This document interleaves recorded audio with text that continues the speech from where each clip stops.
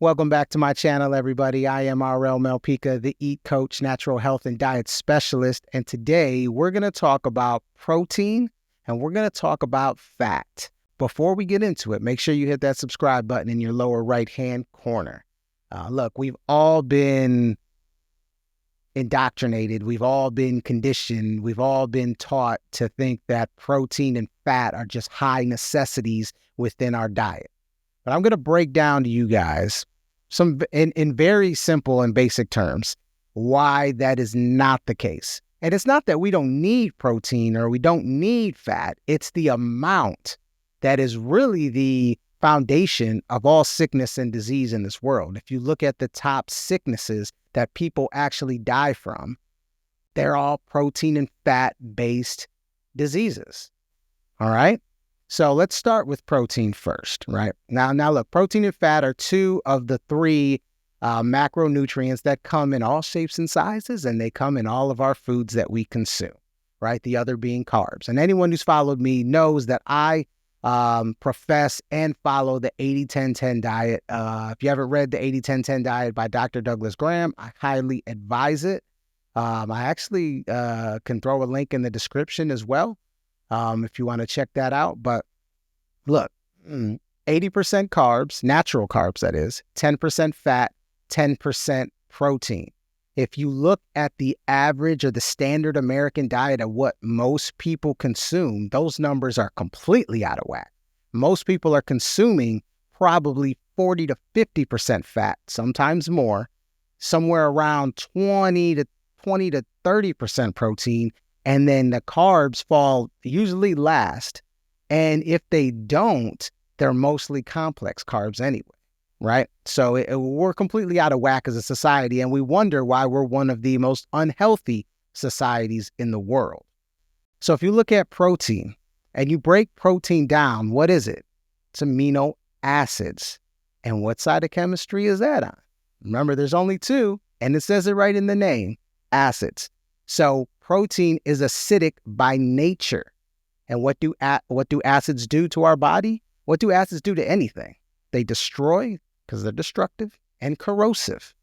All right. So when we are over consuming protein, we are damaging the body. Most importantly, when you break it down to its lowest form, we are damaging cells. And that is never a good thing. Remember, our body creates 70% of the protein it already needs.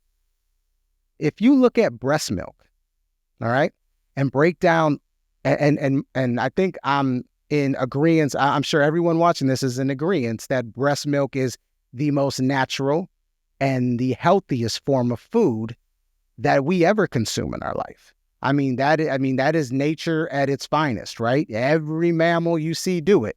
Right? So when we're born and we are receiving breast milk from our mother, that is the most natural and healthiest form of food they can get. Now, there's a caveat to that, because if your mother's terrain is extremely toxic and acidic, guess what? That's getting passed down to you. But in a perfect world, you know, your mother would have a very healthy, clean terrain, and that breast milk would be perfect. The kicker is the breast milk itself, when you look at it, it is high carbs and low protein and low fat. Now, the kicker is that is the time of your life where you need to build and grow more than any other time in your life, right? There are roughly about 4 times as many carbs. I mean, maybe it's 3. It's 3 to 4 times more carbs in breast milk than protein. So in a time of your life, in a stage of development of your life where you are growing, literally a growing individual, where your weight is going to double, you know, within a couple months, and continuously grow and grow and grow until a certain time of your life, you know, roughly around the beginning of adulthood, where you just stop growing from a structure standpoint. Think about that. Think about the fact that at that time in your life, you still don't need excess protein. So why would you need excess protein now when you're already structurally developed? Yet, it's constantly pushed over and over and over. You got to get your protein, need this much protein, need that much protein, right?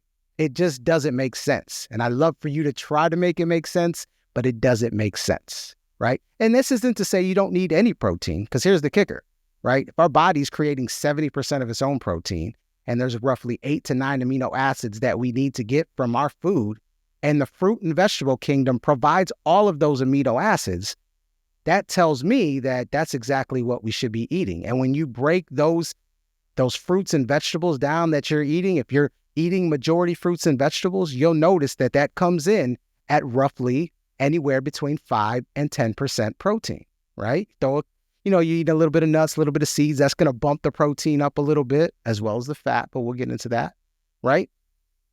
Like it's nature has it already set up for you. It's already set up. But when we eat outside of that, that's when those numbers get out of whack. And that's when we start seeing imbalance within the body, right? And when we're talking about animal flesh, because this is where that road goes ultimately. Because if you think about the reasoning behind the protein push and the propaganda of the protein push, it's coming from the animal side of society that is pushing meat and pushing these unhealthy foods like dairy as well onto us, making us feel that they are giving us healthy nutrients when they're doing more damage than good. Because look, the cow's protein, the chicken's protein, the pig's protein, we can't do anything with it. We consume it, and then our body has to take that cow protein and guess what? Break it down into what? Amino acids. Why? Because we're not a cow. We're not a chicken.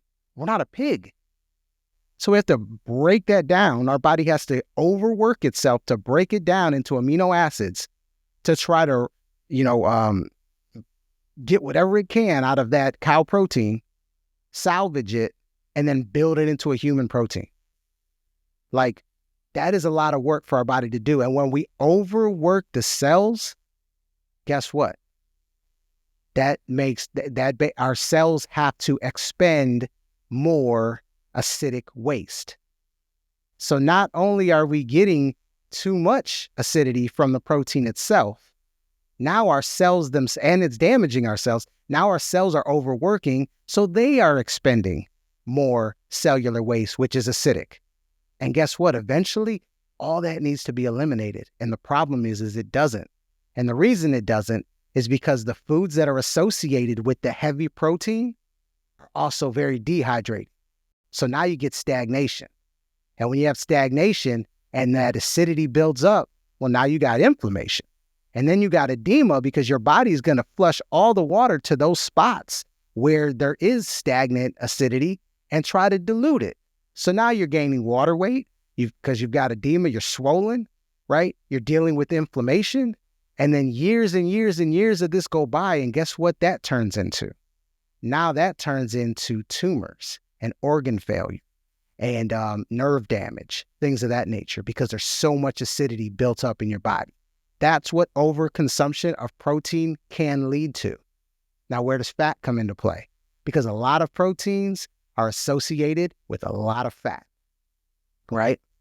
Here's the kicker. With all the acidity that's in the body, like I just talked about, the key is elimination. How do you eliminate it?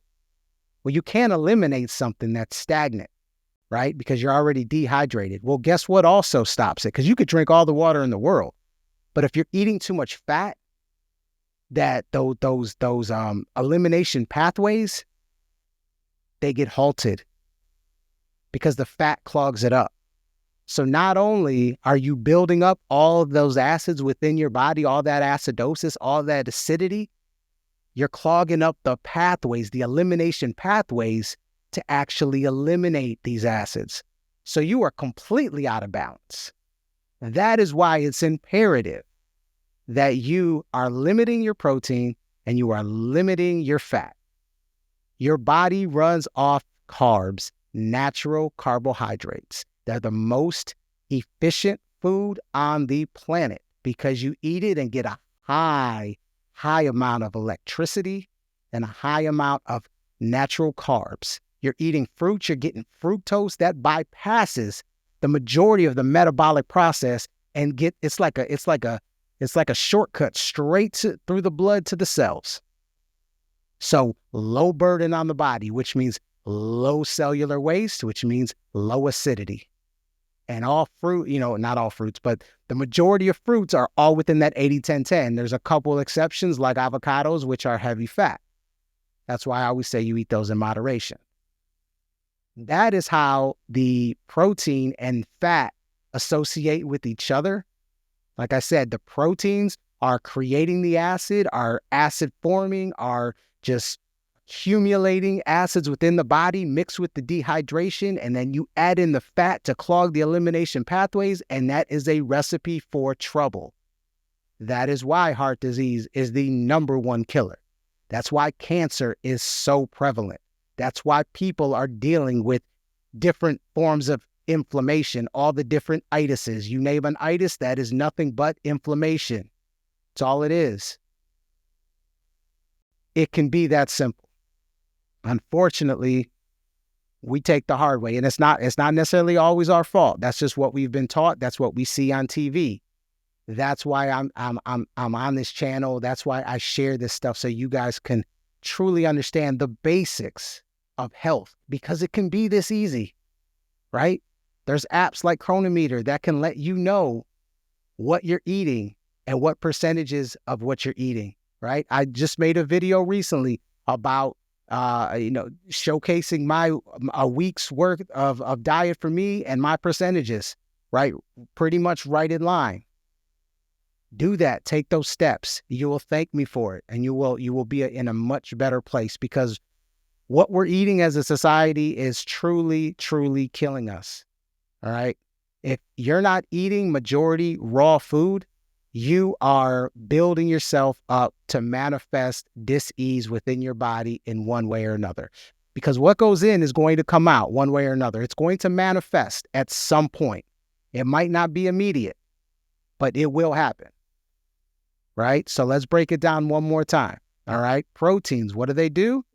They are acidic, which damages cells, right? They overwork the body, and the overburden of the body causes the cells to overwork themselves, which make them have what? Excessive acidic waste, cellular waste. So you get all the built up acidity, and then they're also associated with dehydrating foods. Anytime you cook something, you're dehydrating it, and you're cooking your proteins. So guess what? You're losing a lot of hydration, a lot of the flow. So you got stagnation, which causes inflammation, which causes edema, which eventually causes organ failure, causes cancer, all these different things, tumors within the body, okay? And then you add in the fat, which is usually associated with protein. Sometimes not, but for the most part, fat in itself, right? Eating over 10% fat in your diet is going to clog the elimination pathways. There was a time in life where we needed excess fat. Why? Because we were in survival mode, and there would be time, like weeks upon weeks sometimes, where we couldn't eat. So the body had to burn the fat and use that as fuel and burn the excess protein, right? We're not in those times anymore. We have conscious choices. We're not in survival mode anymore. We don't need the excess fat. All right? So I hope that resonates with all of you. If you have any questions about any of that, please share them with me, throw them in the comments, and I know some of you will. And that's the beauty of it. This is how we grow. This is the back and forth. This is the communication we need to grow as a society. And look, I may say things that trigger you. I may say things that you won't believe in. Like we all, some of us deal with a little bit of cognitive dissonance because we've been told something our entire life and base a lot of our choices off that information we've been given. And when something goes against that, it's hard for us to break that mindset. And that's okay. But that's why we talk about it. I try to keep it as simple and basic as possible. And I hope that resonates with a lot of you. If this does resonate, make sure you give me a thumbs up. Make sure you hit that subscribe button, because I got a lot more coming. All right. So listen, ease up on the fats, ease up on the proteins. All right. Your fruit and vegetable kingdom can give you all you need. And if you're not eating majority raw foods, you've got work to do, right? On this ever long journey to health. All right. Because look, I want you guys to be around for a long time, and I want to be around for a long time. All right. So I love you all. Peace, love, and light, everybody. Make sure if you got any questions or anything, throw them in the comments section. Be good. I'm out of here.